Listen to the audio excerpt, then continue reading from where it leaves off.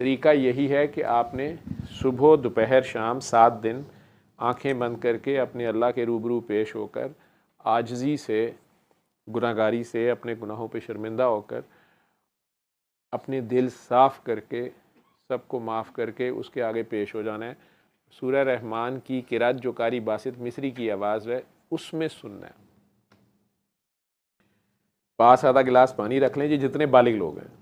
हर बार सुनने के बाद वो पानी लें, फिर आंखें बंद करें और अपने दिल में जितने प्यार से 3 बार अल्लाह अल्लाह अल्लाह कह सकते हैं, वो प्यार से अपने दिल में 3 बार अल्लाह पुकारें, आंखें बंद रखें और वो पानी भी 3 सांसों में पी जाएं। शिफा मिन जानिबिल्लाह। 7 दिन इस तरह सुनने के बाद 8वें दिन से पानी इसी तरह पीते रहें।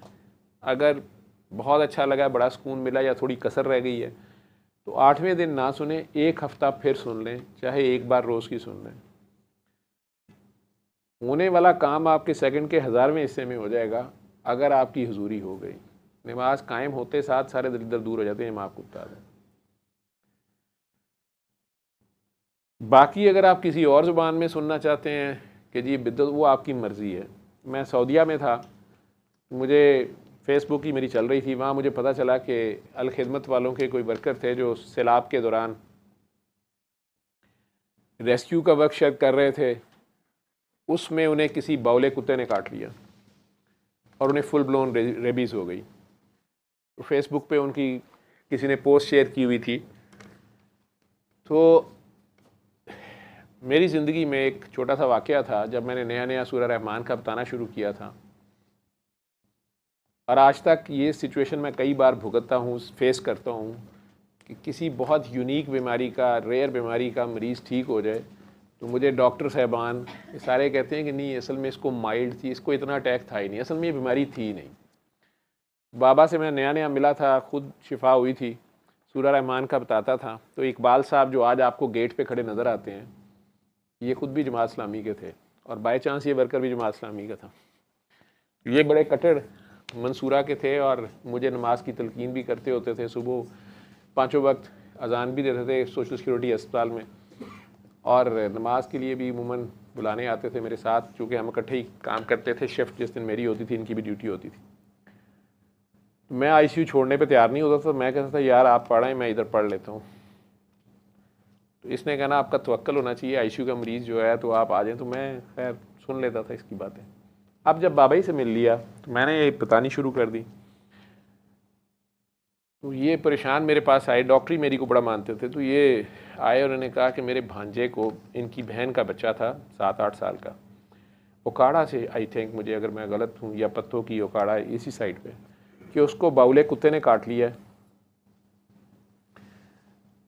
तो सर उसको ना परसों शायद हुआ है, तो उन्होंने टीके भी शायद लगाए, लेकिन टीकों के बाद बुखार हो गया। तो आज उसका जिस्म अकड़ रहा है और वो पानी से डरना शुरू हो गया। मैंने कहा यार उसको सूरह रहमान उसके अम्मी अब्बू को सुनाओ और उसके पास भी लगा के देखो, लेकिन अगर उसकी तबीयत ख़राब हो तो उसके अम्मी अब्बू को लगाओ, लेकिन उसको दाखिल करा दो, वो किसी को काट ना ले। अगर वो उसने काटना शुरू कर दिया तो वो दूसरा बंदा जो है उसको भी यही बीमारी हो जाएगी और ये इससे बचते नहीं हैं।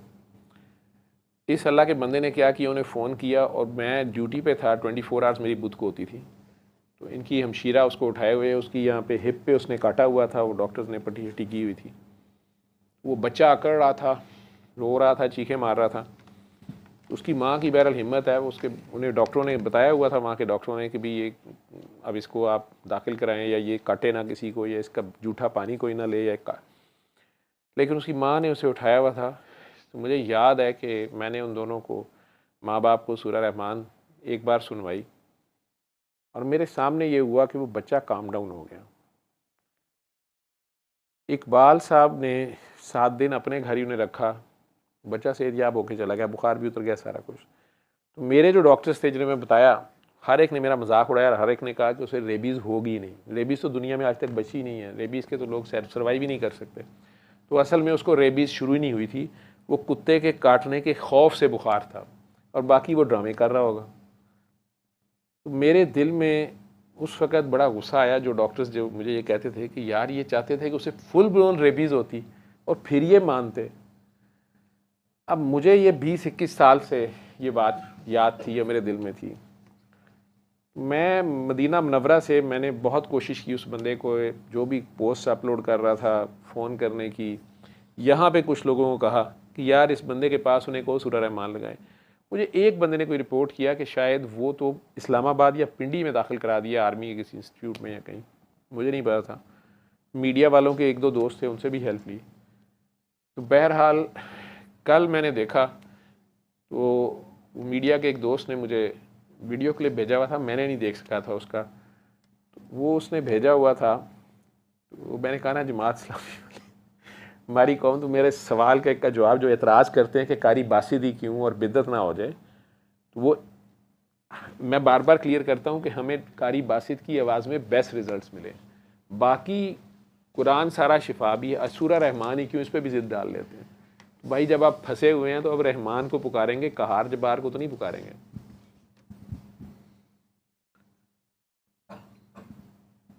तो मुझे उसने एक क्लिप भेजा हुआ है, मैं आप लोगों को दे दूंगा, उसे अपलोड कर लीजिएगा। उसमें उनको तो बांधा हुआ है, मरीज़ को हॉस्पिटल में ही है वो, और थोड़े होश में है अब वो। उस वक्त का कोई क्लिप किसी ने बनाया हुआ है और एक कारी साहब को बुलाए हुए हैं और वो कारी साहब सूरह रहमान की तिलावत कर रहे हैं उसके पास। मतलब असी जिद अपनी नहीं छड़नी, कारी बासित की बात नहीं सुनानी। तो खैर कोई लोकल कारी साहब हैं, वो सूरह रहमान की तिलावत कर रहे हैं। तो कोई शायद नर्स बीच में आई है, बीच में इंटरप्शन थोड़ी सी है जो मैंने देखा है। तो वो मरीज़ ही उसे कह रहा है कि अभी तुम चली जाओ, मुझे सुनने दो। तो दुनिया में वो शायद 22वां मरीज़ रिपोर्ट हुआ है जो उस फुल ब्लोन रेबीज़ में से ज़िंदा बच गया। मैं नहीं क्लेम करता कि सूरह रहमान की तिलावत से बचा है, वो मिलिट्री अस्पताल या आर्मी अस्पताल के अच्छे इलाज, नर्सिंग केयर और सॉफ्टवेयर अपडेट से ठीक हुआ होगा। ठीक है, तो मुझे बहरहाल खुशी हुई कि अल्लाह ने उसकी ज़िंदगी बच गई। मैं तो उस वक़्त मदीना मुनव्वरा में था और मेरी ख्वाहिश थी कि उस तक ये पैगाम पहुंच जाए, उस पास लगा दें सिर्फ। और अगर सूरह रहमान लगाने से ऐसे मरीज़ की हालत ख़राब हो तो फिर कसीदा बुर्दा शरीफ लगा दिया करें।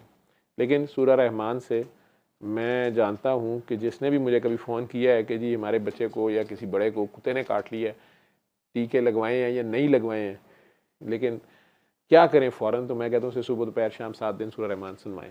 बाकी आप वैक्सीन भी लगवाएं, क्योंकि इस कौम का वैक्सीन पे तो एतबार है, ईमान है।